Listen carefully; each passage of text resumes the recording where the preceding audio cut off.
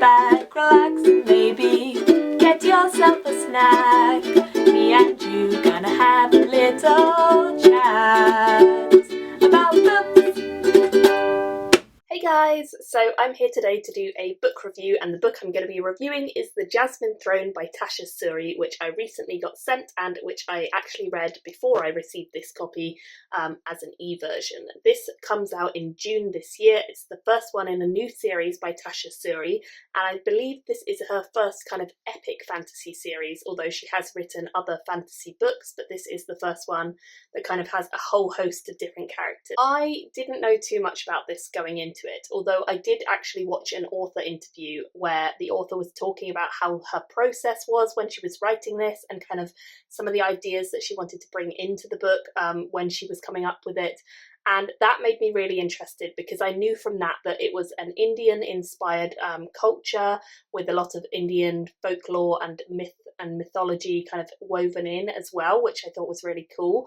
And then also I knew that it had a sapphic relationship at the centre. An LGBTQ kind of romance was something that I've kind of been trying to seek out a little bit more, especially diverse ones, which being of Indian heritage, this is a diverse one. So I really wanted to give this a try and dive in not long after that interview when I got the chance to have the ebook.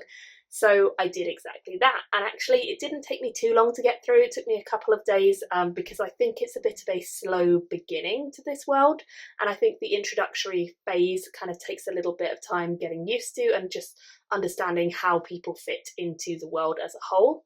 But I think once you get beyond kind of the halfway point, things started to speed up a lot more, and the drama and the overall intensity and the stakes were a lot higher by that point in the story as well. So I really enjoyed the kind of gradual speed up of the story. I will say that I think the relationship that is in this book actually didn't have as much, I was going to say screen time, but I suppose it's page time, as I would have thought.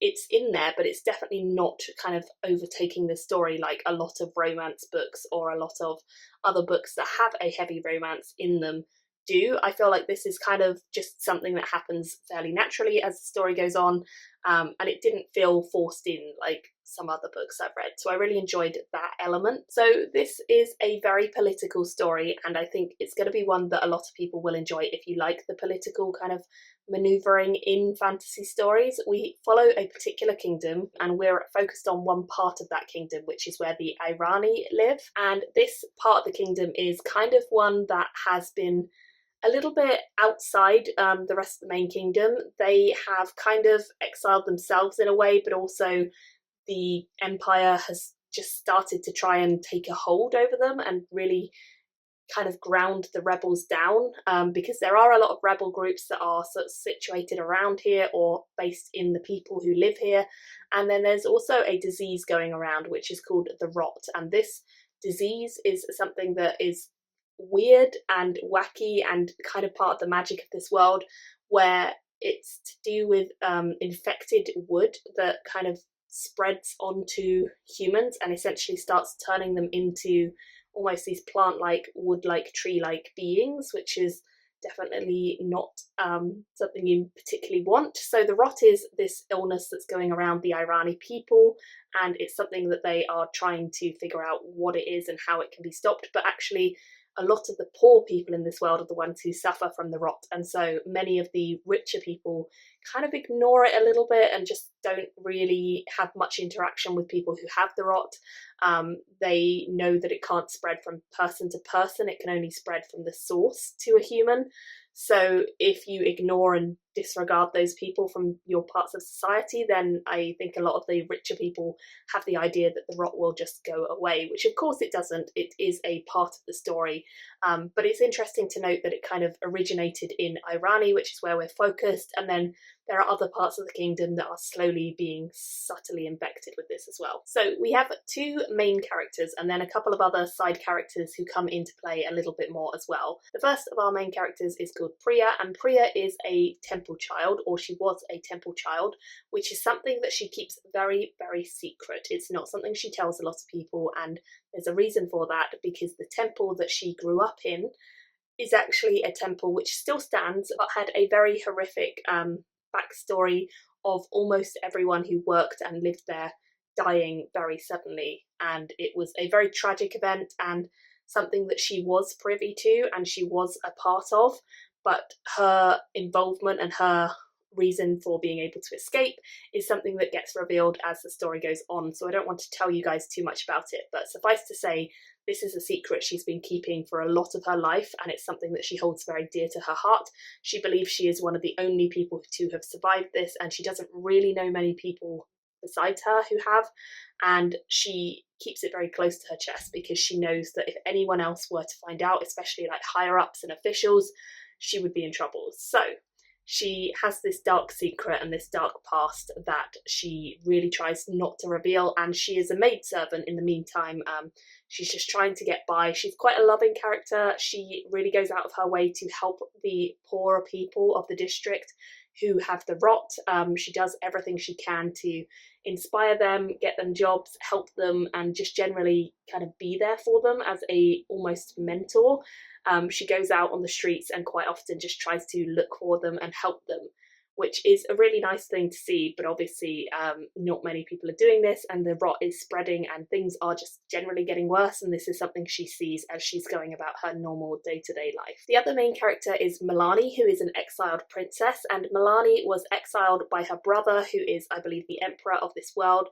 He is a nasty piece of work, and she did something that made him exile her, and one of those things was to do with being burned and refusing to be burned, which I think is fair play. I wouldn't want to be burned either, but in this world it's to do with a kind of long heritage of burning being the way to purify you, and she obviously didn't want to be burned. So there is a kind of plot there of like why she didn't and how she kind of got exiled, but there is also a brewing kind of conspiracy against the emperor, which she is part of, and that of course was another reason for her exile. So she is actually exiled to Irani, to the temple where Priya grew up, which is now mostly abandoned and barely kind of maintained.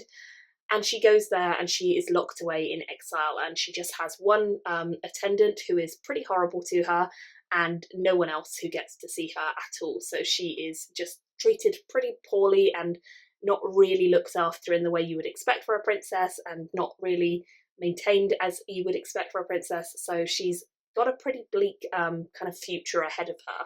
And eventually, luckily for her, the two of them do actually end up meeting, Priya and Milani, and by various different events happening, Milani ends up having Priya as her maid, which of course sparks them to get a friendship and then later on a romance as well. So the romance is something that is brewing in the background for a lot of the story, but I would say it never really overtakes as the main event for me. A couple of the other characters who we have in the story as well, and who kind of play a fairly important part of the story, we have Ashok, who is a bit of a mystery, and I'll kind of let you discover that as you read the book because I don't want to give too much about him away.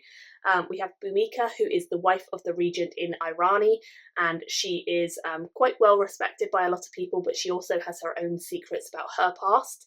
We have Rayo, who is a prince, and he is kind of in hiding almost because he's been involved in a bit of a conspiracy. And we have Bishok, who is the regent of this Irani empire, Irani part of the kingdom at the moment, although he is looking to potentially be taken over by the emperor's men because he is not being as firm or as strict as some of the emperor's men want him to be with punishments in Irani. I will say, although I think all of them have interesting parts to play, personally I felt like they weren't anywhere near as developed as the other characters of Milani and Priya, who really are the main two, and I think they're there to add a little bit of extra flesh and flavour to the story and kind of give you the tidbits that Milani and Priya don't see. I didn't feel like they were super exciting characters. I felt like actually they were background characters to the two main ones. So the magic of this world I've touched on a little bit with the rot, but the other magic in this world comes from the thing called the Deathless Waters,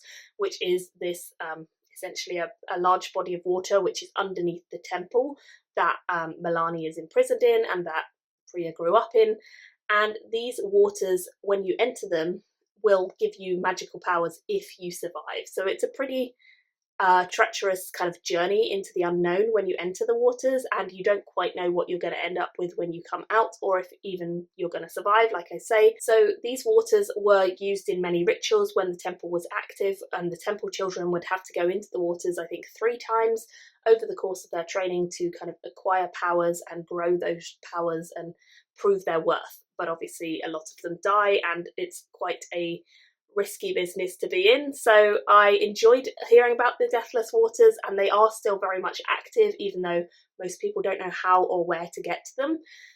But it's interesting to see kind of their story unfolding as well. I really liked the weaving in of the myths and the mythology that you see in Indian culture, slightly adapted and changed for this world, which I thought was really nice touch. And I think also the day-to-day life of this world does definitely feel like it's kind of from a historical setting in one of these places, which I thought was really nice to see as well. In the end, I do think it is a slow beginning, but the second half really picks up the pace and gets a lot more interesting overall.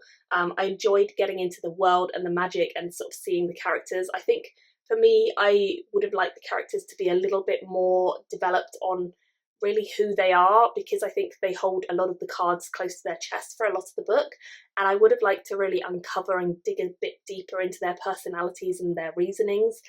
But I still really enjoyed getting to know them the amount I did. I feel like as the story goes on in the later books in the series, I wonder if we're going to see a bit more of that emotional side coming out. And as I say, it is quite a political book, so it's something that I think a lot of you will enjoy if you like that side of things in fantasy.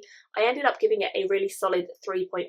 It was very nearly a 4 stars for me, but the slow start and the characterization just slightly knocked it down for me. However, I do think those are things that will be improved by the book following this, so I'm intrigued enough to want to carry on and to see where the story goes. And I wonder what you guys will think of this when it comes out. I definitely would love to hear if any of you have already got it in an advanced reader copy, but if not, then remember it comes out in June, and I'd love to see what you guys think of it when it comes out. Thank you all so much for watching, and I'll see you very soon in another video. Bye guys! Thank you for watching my video today. Go pick up a book, then come back and chat with me again.